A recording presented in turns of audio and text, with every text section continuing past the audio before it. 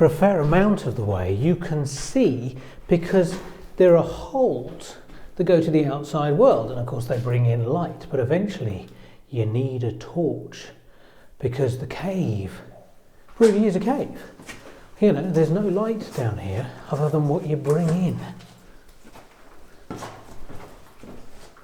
Hello, people of the internet. Ian and Joe here with the something vloggy Cadw challenge. Attempting to visit and film all 130 sites in the care of Cadw in 1 year. Today we are visiting Carreg Cennen Castle. This impressive castle is perched high above the surrounding countryside upon a rocky outcrop. The inner court boasts thick defensive walls and 6 towers, each of a different shape, including a mighty twin-towered gatehouse. The first stone castle was built by Rhys ap Gruffydd, ruler of the Kingdom of the Bath. This castle was Welsh rather than Norman. In 1277 it was captured by the English, but the Welsh recaptured it in 1282, followed by the English again the following year, when Edward I granted it to the commander of the English troops at Kilmarry, John Gifford. He was probably responsible for the remodelled castle we see today. But in 1461, during the War of the Roses, the castle became a Lancastrian stronghold, but it was captured by the Yorkist force, who set about demolishing it. We are back at Carreg Cennen Castle for our second attempt to film this place, and it has been stunning off and on. It is a bit overcast now, but I'm going to go see what's inside. I'm standing in the outer ward, and the outer ward is the first line of defence before you get to the main event, which is the castle. And the castle's got drawbridges and arrow slits and all that kind of jazz to really power down on the enemy once they get here. But this outer ward here allows the weakest point of the castle to be defended, because it doesn't have the natural barrier of the cliff on that side. How about that for a natural defence? Not only that, but at the bottom of that is a river, so there's absolutely no way you could get up here stealthily.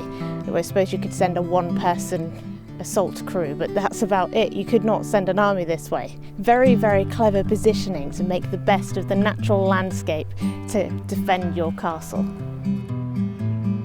There are also some slits down there, which suggests to me that there must be a room that they go into, and I haven't found it yet. I don't know if it's accessible, I don't know if it's part of the cave, but I will have a look and see what I can find.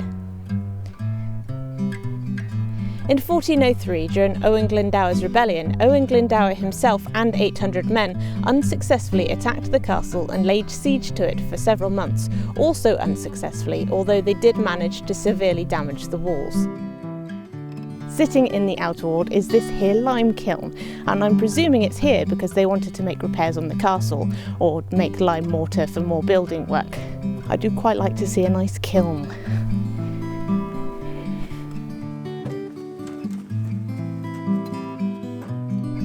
It's difficult to tell, but what I've just walked across are whacking great big deep pits, each of which of course would have had a drawbridge so that people could get across, but you'd have to come across that. This is your main gatehouse, which is a pretty impressive structure in itself, which of course would have had a portcullis and gates and that sort of thing, and that would really have stopped people from being able to get in here with ease once you'd pulled up all the drawbridges and dropped your portcullis. Also, the terrain, it's stuck on the top of basically a big point of rock, and you've got some incredibly sturdy walls, so chances are it's going to be really tricky to get in here. And with the added advantage of the fact that you've got a spring down in a cave that's going to give you plenty of fresh water, it's going to be really difficult to starve anybody out of here.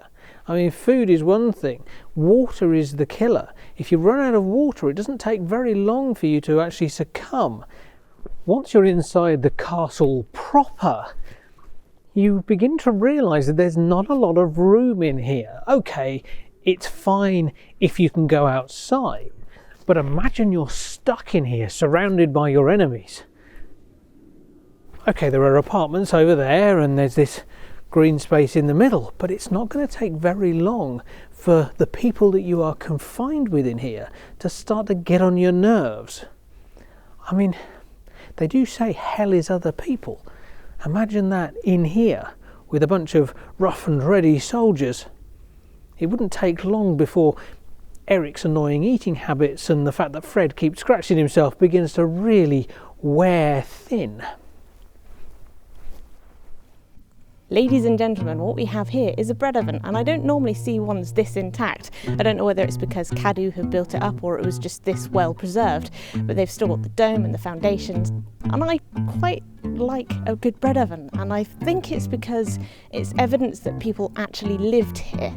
You can see a room in a castle and it's got your walls and everything in it, but until you see evidence that people lived like normal people, they ate, they slept, everything like that, it doesn't quite seem real. This makes it more real to me.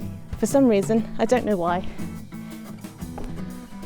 Up a flight of stairs and down another flight of stairs from the kitchen, and you're into this, which is the base of one of the towers. Clearly, they wanted to be noticed because this thing is not particularly tall anymore, but at one point it was much taller because of the fact that there is a spiral staircase that goes up there. So this thing had at least another layer on top of it, which, when you consider that this was sitting on top of quite a large hill, either they were very antisocial or perhaps they just wanted to be noticed by people a long way off. So this is the North Tower, and it's complete with musket loop, which is rather snazzy, but also small pondy thing, which is not. What's a musket loop, you might ask? Well, that is this bored hole here that was added later, obviously. An arrow loop or an archer's slit you stick arrows through, and this would have been for a musket sighting.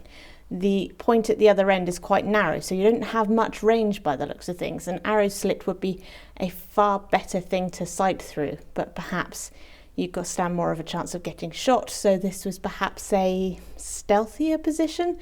Either way, I think it's rather cool.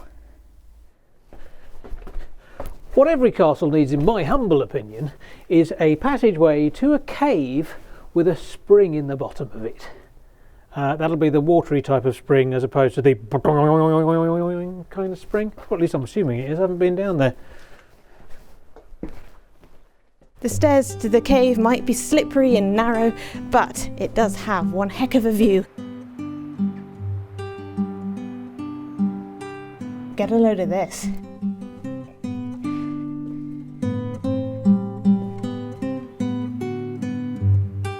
So those holes in the cliff were in fact the cave entrance passageway, and this is really cool, really, really cool. I'm so chuffed to be here.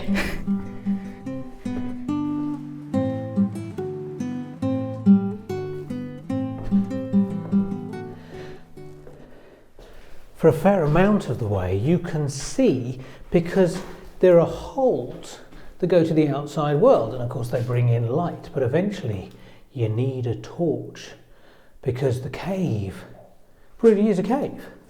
You know, there's no light down here other than what you bring in.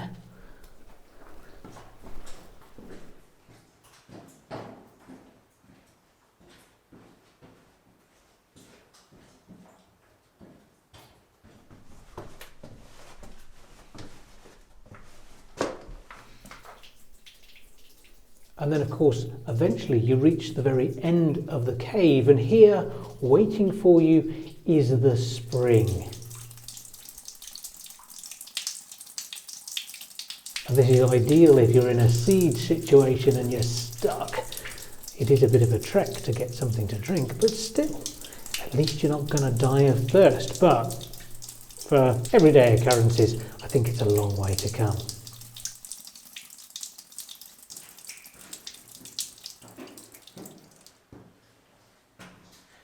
So, what do you make of Carreg Cennen? I like it. I thought it was really cool, especially the approach.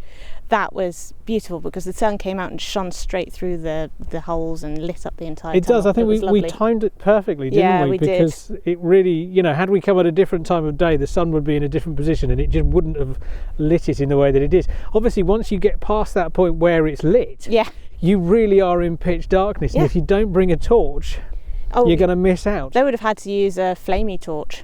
Oh yeah. Because they had no batteries back then. They did not. No, they did not. Although apparently the ancient Egyptians invented it, and then it was lost and then refound, and then, all that kind of. But they themselves did not have batteries. No, as far as we know. Yes, and of course there was the musket loophole, which is the first one I've seen in a castle. So yeah, far. it does give you the impression that it's been slightly repurposed, doesn't it? Yeah, or not even slightly repurposed. I think because it was used in so many different wars, it was kind of fitted to suit many different methods. Yeah, I think people just looked at this castle and went, you know what, we've got to attack that thing, haven't we? We've got to have a crack at that one. It looks defensible. We must breach the unbreachable. Yeah. From up here especially, it looks like a castle in the clouds. I really like it. I do. And it is one that you've been pestering us to come and visit. Yes, we've had a couple of people say, go and do Carreg Cennen. Yeah. And we keep meaning to, but the first time we came, we got winded off. It was horrendously windy up here. We've been checking the weather. There's no sheltering at all up here. If the weather's nasty, you're in it. I would have thought that if we'd gone down into the cave at that stage, then it would have been too gloomy to really see much of anything on the approach either. So. And we forgot to bring torches with us. Shh. We left them in the car. We bought them. They were just in the car at the bottom of the hill. We got, you go down the approach to the rampway, and then it goes into a dingy bit, and there are 3 holes that let in light. And because your eyes are adjusting to the gloom, it looks like they put floodlights down there, but they haven't. No. It's just natural daylight. Assuming you come at the right time of day. Yeah, that's true. If you come at night, then you won't see light at all. No, you won't. If you do go down to the cave, be careful because it's slippery. Be careful, Joe. It's slippery underfoot. Bring a torch. And it's quite cramped in places, so not good if you're claustrophobic. So with that said, we shall see you next time. TTFN.